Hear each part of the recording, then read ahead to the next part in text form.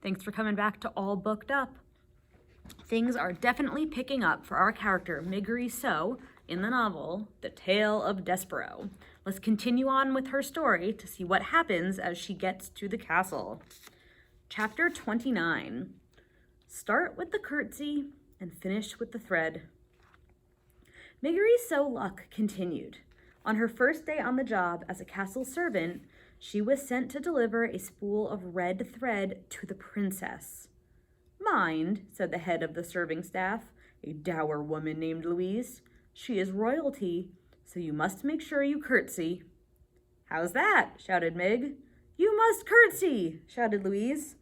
Yes'm, said Mig. She took the spool of thread from Louise and made her way up the golden stairs to the princess's room, talking to herself as she went. Here I am, off to see the princess, me, Miggery seeing the princess up close and personal-like.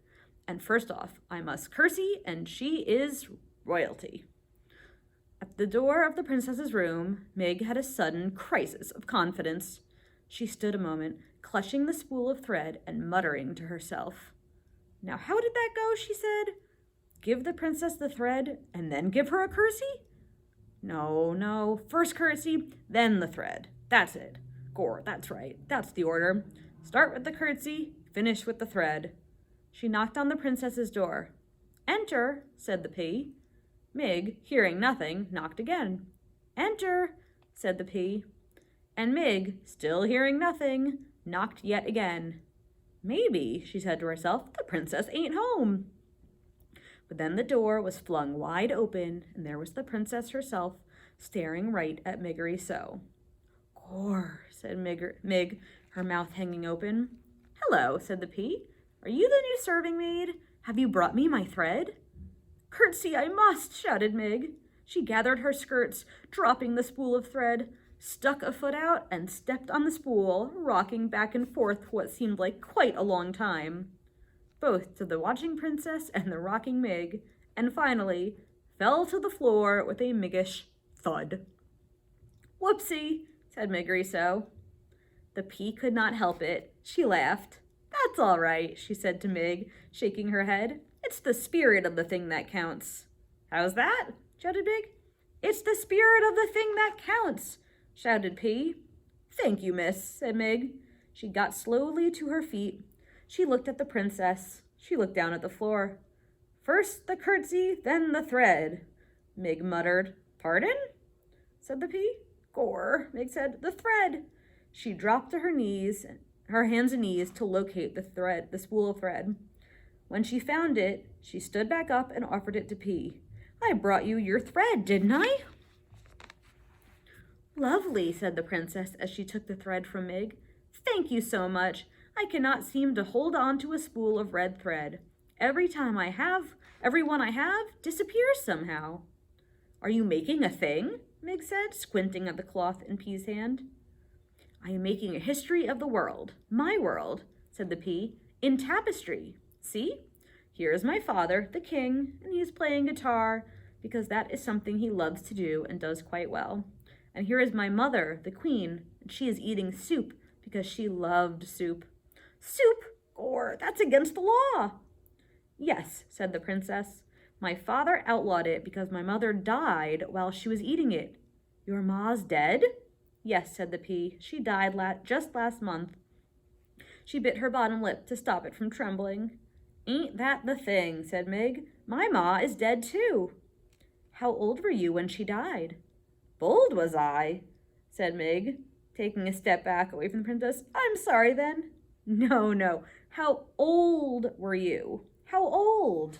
Shouted the P. Not but 6, said Mig. I'm sorry, said the princess. She gave Mig a quick, deep look of sympathy. How old are you now? 12 years. So am I, said the princess. We're the same age. What is your name? She shouted. Miggery but most just calls me Mig. And I saw you once before, princess. You passed me by on a little white horse. It was on my birthday it was, and I was in the field with my uncle's sheep, and it was sunset time. Did I wave to you? Said the princess. Did I wave to you? Shouted the P. Yes, nodded Meg. But you didn't wave back, said the princess. I did, said Meg, only you didn't see. Someday I will sit on a little white horse and wear a crown and wave. Someday, said Meg. She put up a hand up to touch her left ear. I will be a princess too. Really? Said the P. And she gave Meg another quick, deep look, but said nothing else. When Meg finally made her way back down to the golden stairs, Louisa was waiting for her. How long, she roared, did it take you to deliver a spool of thread to the princess? Too long, Meg guessed. That's right, said Louise, and she gave Meg a good clout to the ear. You are not destined to be one of our star servants, that is abundantly clear. No, ma'am, said Meg. That's all right, though, because I aim to be a princess. You? A princess? Don't make me laugh. This reader was a little joke on Louisa's part, as she was not a person who ever laughed. Ever. Not even at a notion as ridiculous as Meg Rousseau becoming a princess. At the castle, for the first time in her young life, Meg had had enough to eat. And eat she did. She quickly became plump and even plumper still. She grew rounder and rounder and bigger. Only her head stayed small. Reader, as the teller of this tale, it is my duty from time to time to utter some hard and rather disagreeable truths. In the spirit of honesty, then, I must inform you that Meg was the tiniest bit lazy. And, too, she was not the sharpest knife in the drawer. That is, she was a bit slow-witted. Because of these shortcomings, Louisa was hard-pressed to find a job that Meg Rousseau could effectively perform. In quick succession, Meg failed as a lady-in-waiting. She was caught trying on the gown of a visiting duchess.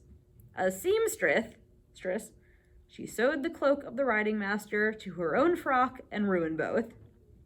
And as a chambermaid, sent to clean up a room, she stood, open-mouthed and delighted, admiring the gold walls and floors and tapestry, explaining over and over again, "Gor, isn't it pretty? Ain't it something then?" and did no cleaning at all. While Meg was trying and failing at these many domestic chores, other important things were happening in the castle. The rat in the dungeon below was pacing and muttering in the darkness, waiting to take revenge on the princess.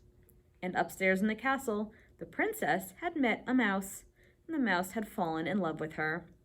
Will there be consequences? You bet.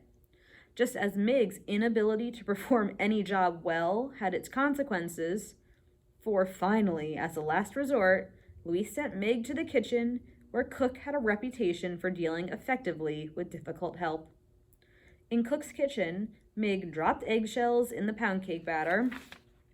She scrubbed the cooking floor with cooking oil instead of cleanser.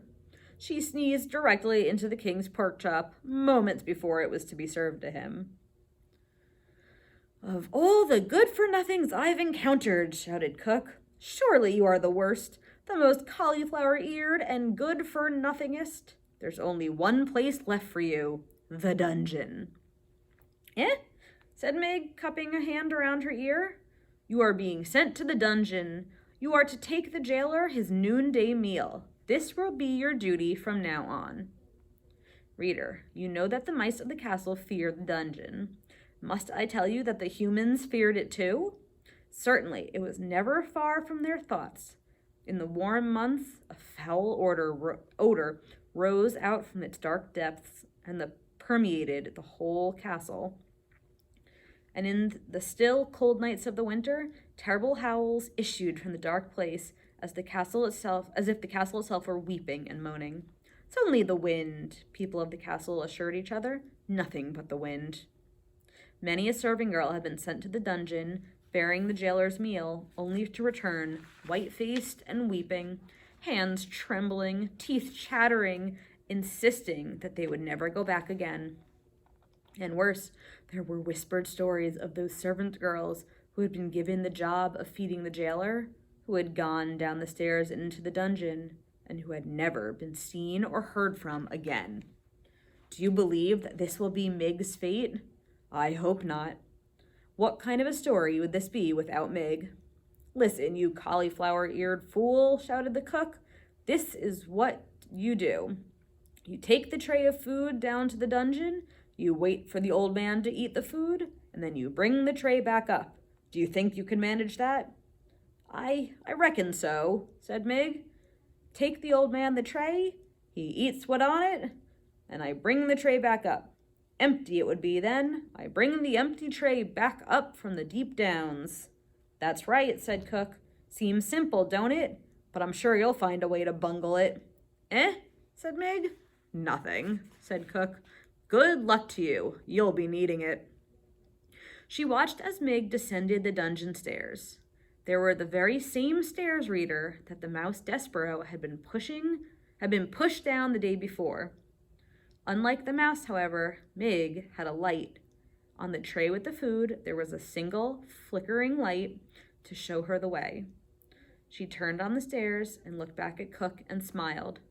That cauliflower-eared, good-for-nothing fool, said the cook, shaking her head. What's to become of someone who goes down into a dungeon smiling, I ask you? Reader, for the answer to Cook's question, you must read on.